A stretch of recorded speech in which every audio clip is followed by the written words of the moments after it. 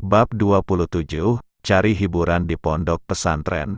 Masa-masa diskors dari kegiatan dan tak bisa mengikuti kelas adalah hal yang sangat membosankan bagi Siva, terlebih sisa hukumannya masih berjalan hingga 2 hari ke depan, sehingga setelah peluh keringat membasahinya setelah toilet bersih, Siva segera setoran hafalan dan memberikannya pada Ustazah Nasya. Setelah itu akan disampaikan pada Ustadz Malik. Boring. Tiap hari bersihin toilet macam kang cleaning service. Lama banget sih 2 hari lagi. Kan bosen, keluh Siva sehingga ketika suasana santri putri nampak sepi, Siva pun mendatangi jujukan. Jalan perlahan memastikan Ilham tak ada di sana.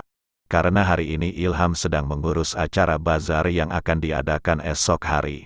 Siva bernapas lega, kelimpungan mencari laptop dan speaker yang Ilham simpan di ruang depan. Speaker itu memang digunakan hanya saat ada kegiatan atau hari santai di pesantren. Wah, keren nih. Tapi kasetnya di mana ya? Pasti Mas Ilham simpan di sini. Wah, ada juga. Senangnya, setelah berasa terasingkan di negeri antah berantah, akhirnya bisa menghibur diri. Yuhu, Siva nampak sumringah. Apa dia tak tahu?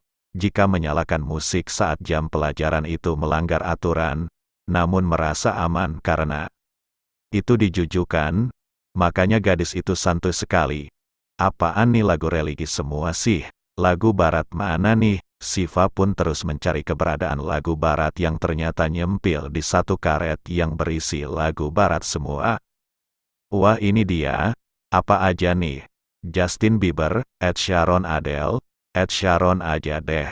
Kemudian setelah memilih kaset favoritnya maka diambilnya laptop Ilham dan dihubungkannya ke speaker, menemukan hiburan yang cukup memanjakan telinga membuat gadis itu seperti menang undian. Dan setelah dicoba ternyata berhasil, sehingga Siva dengan santainya menyetel musik dengan suara dentuman yang memekakan telinga, hingga para santri dibuat kepo dengan ulahnya. Siapa yang menyetel musik kuat-kuat kayak gini, sih? Iya. Kok kayak dari jujukan milik Ustadz Ilham ya? Para santri saling membicarakan soal musik barat yang mengganggu kenyamanan santri karena dilakukan bukan di waktu senggang. Kayak dengar suara musik ya? Kuat banget, tanya Ustadz Malik. Palingan ada acara hajatan yang lokasinya nempel dengan pondok, Ustadz Malik. Tapi kata para santri musik itu dari jujukan tempat Mas Ilham. Apa?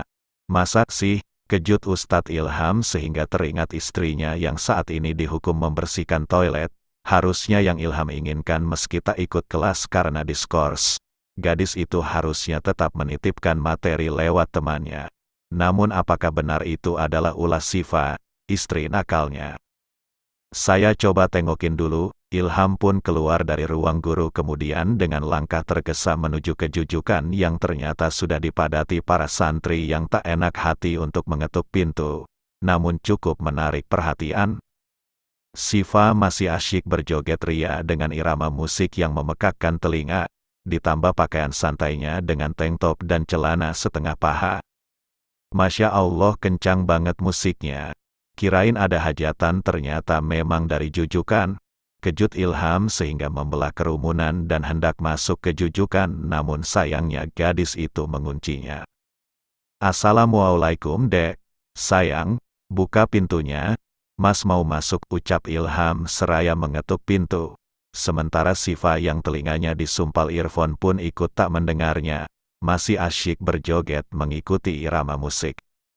Perasaan ada yang manggil ya? Siva bertanya-tanya namun tak menghiraukan siapa gerangan yang mengetuk pintu. Segera Ilham lewat pintu belakang dan untungnya tidak dikunci. Nampak suara musik itu sangat besar sehingga ketika Ilham bicara Siva pun tak dengar. Dek, matikan musiknya dek. Kamu ganggu kegiatan di pesantren. Karena Siva mengabaikan, Siva sendiri gang akhirnya mematikan laptopnya. Kok mati, Mas Ilham? Ada apa?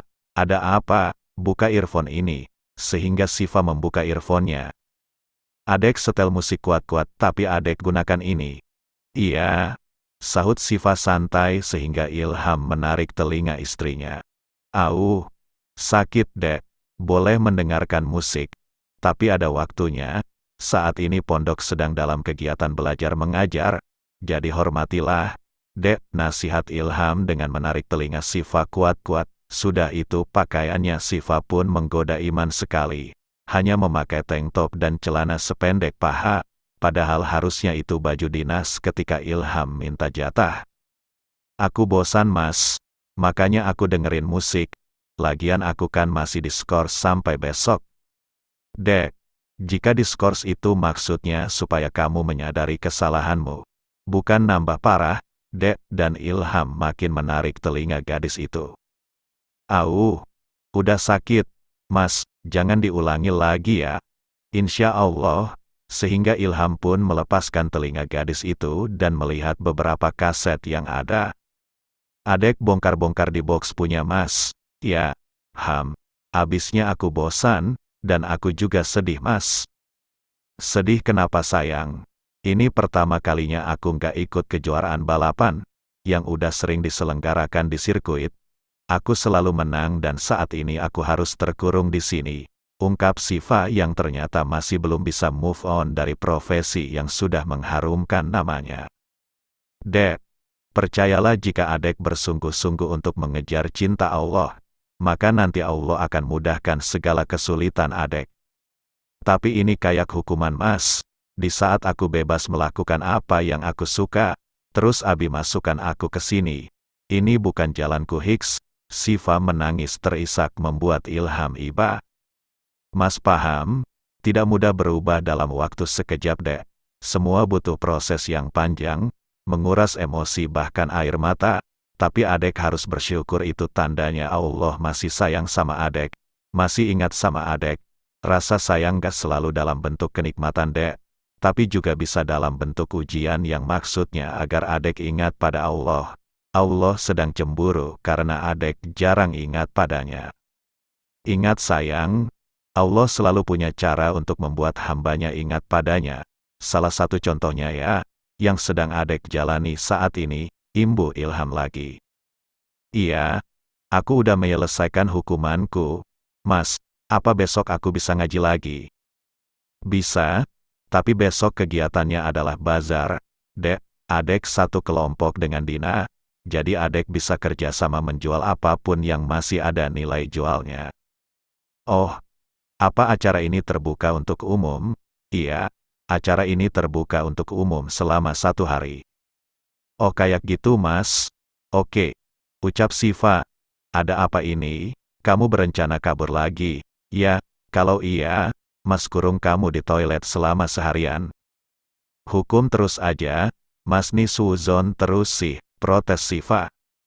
Abisnya adek kan suka manfaatkan kesempatan dalam kesempitan. Itu namanya jenius. Mas, bukan jenius. Tapi licik, dek, sudah ganti pakaian kamu. Persiapan sholat dan makan siang ya, titah Ilham. Siap Pak Ustadz, anak pintar. Mas juga mau mandi dulu. Nanti kita bersama ke masjid ya. Iya mas. Setelah selesai mandi dan bersuci, maka keduanya saat melakukan sholat zuhur berjamaah di masjid. Kemudian setelah sholat mereka kembali diberi waktu untuk istirahat sebelum acara pengajian yang akan kembali dilanjutkan pukul 2 nanti.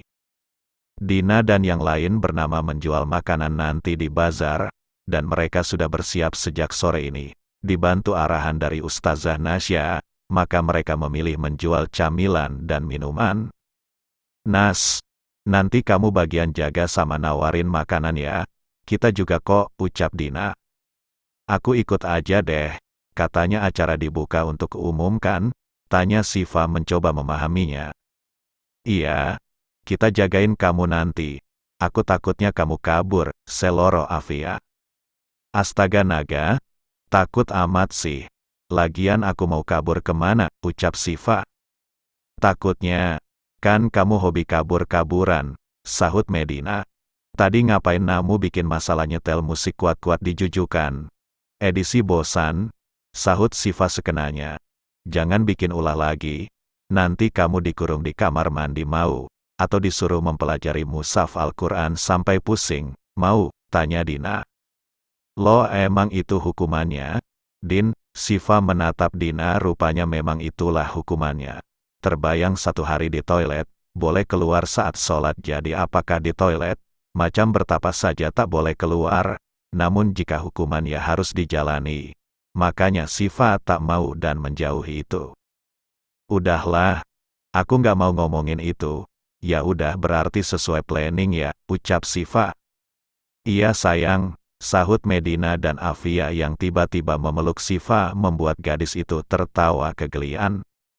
Sementara karena Siva masih dalam masa hukuman, setelah menyelesaikan untuk bazar, Siva memilih dijujukan saja menunggu Ilham menyelesaikan pengajaran. Namun entah kenapa rasanya ingin makan mie kuah soto dan telur, sehingga gadis itu membelinya di UB. Mbak mau mie soto 2, telur 2 ya? Iya mbak. Nasya membeli dari uang yang Ilham berikan. Ternyata diam-diam Ilham selalu memberikan setiap uhro yang didapat dari mengajar pada Siva semuanya. Siva selalu menyimpan yang itu, sedangkan Ilham akan memintanya jika butuh. Mas Ilham, mau mie goreng apa soto ya? Kalau saya sukanya mie goreng, sahut Yasir. Ngapain kamu di sini? Sana, ujar Siva. Aku sengaja ngajak kamu ngobrol biar kamu kena sanksi. Emang blown kamu? Ya, udah mbak, ini uangnya. Kemudian Siva mempercepat langkahnya dan malah Yasir mengikuti gadis itu, hingga akhirnya tiba di luar asrama putri. Hanya mengulas senyuman kemudian ketika pemuda itu pergi, segera Siva tergesa kejujukan untuk membuatkan mie untuknya dan Ilham. Ngeri amat tuh si Yasir. Udahlah, bodoh amat, masak mie dulu buat Mas Ilham. Kalau mie aku jagonya masak, haha. Seriusan? Tanya seseorang. Iyalah. Mas Ilham, sejak kapan di kasur? Tanya Siva terkejut. Sejak Dek Nasya ngedumel soal Yasir. Emang dia kenapa, Dek? Tanya Ilham. Nggak ada apa-apa. Mas mau mie soto atau mie goreng? Mie goreng aja, Dek. Ya udah, Mas tunggu aja biar aku masakin. Emangnya kamu bisa masak mie? Dek, bisalah. Kalau mie mah. Ya udah, Mas tunggu ya. Ilham mengatakan ingin menunggu, namun tak lama kemudian justru terdengar suara napas beraturan. Rupanya suaminya itu malah ketiduran seraya memeluk guling pisang Siva. Ih, kok tidurnya sambil peluk pisang aku sih? Awas kalau ngiler, gerutu Siva sehingga membangunkan Ilham terasa tak tega, dan padahal mie goreng baru matang, si empunya malah tertidur.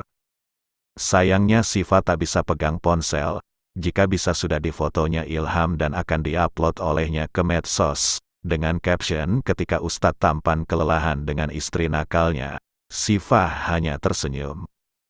Hehehe, adek jahil ya, mau Mas cium kamu? Mas bukannya tidur.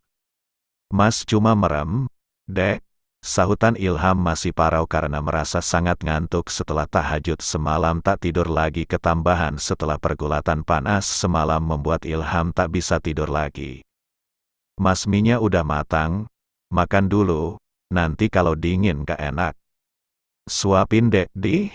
Oga amat, makan sendiri, kilas Siva yang padahal masih menikmati mie soto kuah plus telurnya. Ya udah, Mas gak mau makan kalau begitu. Mas kan udah tua, bisa kan makan sendiri, manja amat deh. Biarin aja, adek aja yang makan semua mie-nya kalau gitu. Ya ampun, bayi kecil, bayi tuek, hehehe. Sehingga Siva pun memakan mie miliknya seraya menarik kursi ke sisi ranjang, kemudian menyuapi Ilham dengan sendok yang penuh, dan menyuapinya pun tak ada lembutnya sama sekali. Ilham sampai tersedak dibuatnya. Kenapa Mas? Ilham memberi kode untuk memberikan dirinya segelas air, sehingga Siva gegas mengambil segelas air dan memberikannya pada Ilham. Segera Ilham meminumnya perlahan dan mengambil napas, menatap nyalang pada Siva. Dek, Siva sengaja ya? Lagian nyebelin, nyebelin ya?